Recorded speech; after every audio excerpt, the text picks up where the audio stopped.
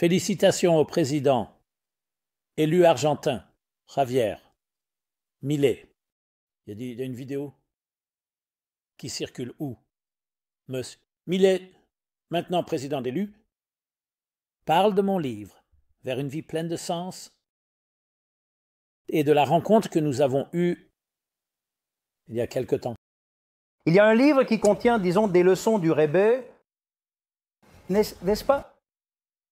Et puis quand vous y allez, il vous donne généralement ce livre. Maintenant, comment est-ce écrit? Comment, parce que c'est la partie intéressante. Le Rebbe parlait pendant le Shabbat, mais quel est le problème? Vous ne pouvez pas écrire, vous ne pouvez rien faire. Alors comment est-ce écrit? Oui? Comment est-ce s'écrit? Ah, c'est la partie intéressante.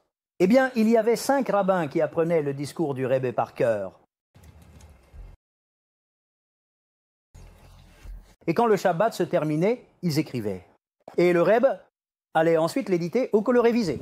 Eh bien, j'ai eu la possibilité, j'ai eu l'honneur, l'un de ces rabbins, il a transformé ses enseignements en un livre, et j'ai eu le privilège de le recevoir et de le faire dédicacer.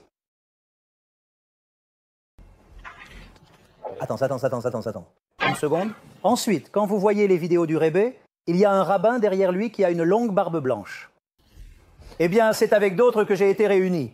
Et puis, je suis allé prier à l'OL. Je veux dire, je n'ai rien fait en rapport avec l'économie, ni avec les affaires, ni avec la politique, ni quoi que ce soit de ce genre. C'était quelques jours avant Rosh Hashanah, donc, le 10 septembre, pour être exact. Et j'ai été invité à le rencontrer à Crown Heights dans un bureau et à lui présenter mon livre, Vers une vie pleine de sens en espagnol. Et j'ai partagé un peu de mon parcours et du livre. Que pendant de nombreuses années, j'ai eu l'honneur et la bénédiction d'être un Shazer, quelqu'un qui mémorisait et se souvenait mot pour mot des heures et des heures de discours du Rebbe, le Rebbe de Lubavitch, prononcé le Shabbat et les jours de fête, quand aucune note n'est prise et aucun enregistrement n'est fait. Donc nous devons nous en souvenir mot pour mot. Et nous parlons ici de, parfois, 4 ou 5 heures. Ce qui, sur papier, la vitesse moyenne d'un orateur, pour 1 heure donne 10, 20. Page en double interligne, format 8 par 11. Donc 5 heures représentent 100 pages. Et nous étions capables de reproduire presque 199, 88 pages sans redondance. C'était notre travail. Et ensuite, l'étape suivante était de les rédiger, de les rechercher, de les annoter, puis de les publier. Après le décès du Rebbe en 1994, j'ai écrit le livre Vers une vie pleine de sens, publié par William Morrow et qui a ensuite été traduit en de nombreuses langues, 14 langues, dont l'espagnol. Et ici, j'aimerais vous présenter, ai-je dit, au futur président élu, Milei, ai-je dit le livre. Vous auriez dû voir comment ses yeux se sont illuminés. Il était absolument fasciné par ce processus de mémorisation et que tout cela ait été ensuite documenté dans le livre.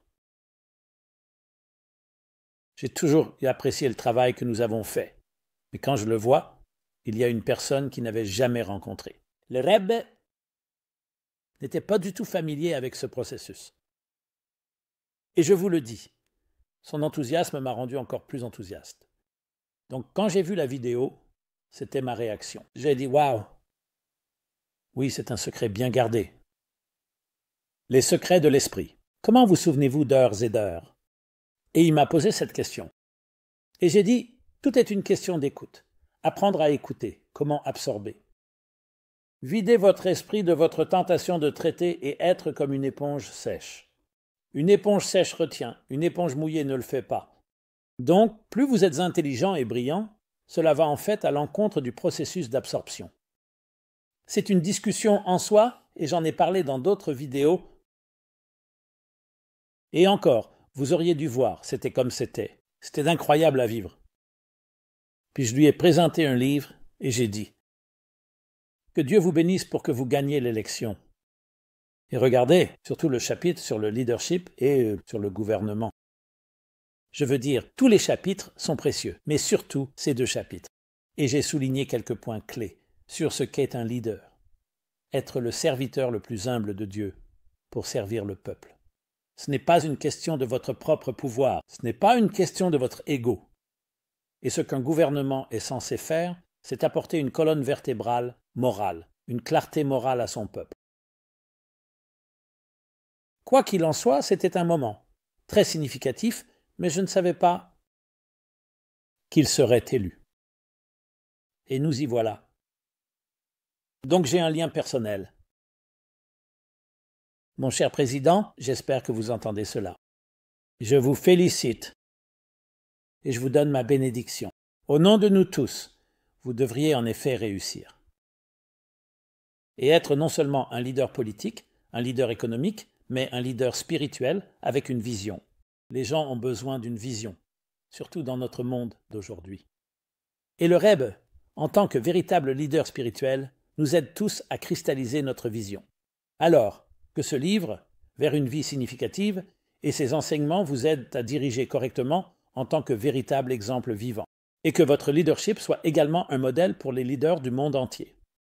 Nous avons désespérément besoin de leaders spirituels, des personnes qui voient, regardent et cherchent à aider à donner à chacun le pouvoir de vivre à la hauteur de leur plus grand potentiel en accomplissant leur appel divin dans ce monde.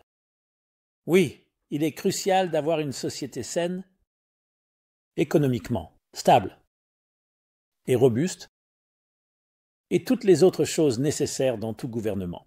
Mais par-dessus tout, ce qui fait une société saine, ce sont des personnes en bonne santé, à la fois physiquement et spirituellement, qui comprennent le but de leur vie. Parlez-leur du but. C'était un honneur de vous présenter le livre. J'espère vous rencontrer bientôt. Et encore une fois, félicitations. Et pour nous tous, je pense que c'est une inspiration.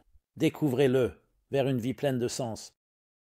J'ai eu le privilège de l'écrire, mais ce sont des enseignements qui ne sont pas les miens. Des enseignements qui remontent à des milliers d'années, vus à travers le prisme du Rebbe, un véritable visionnaire spirituel de notre époque. Je l'appelle souvent le premier véritable leader du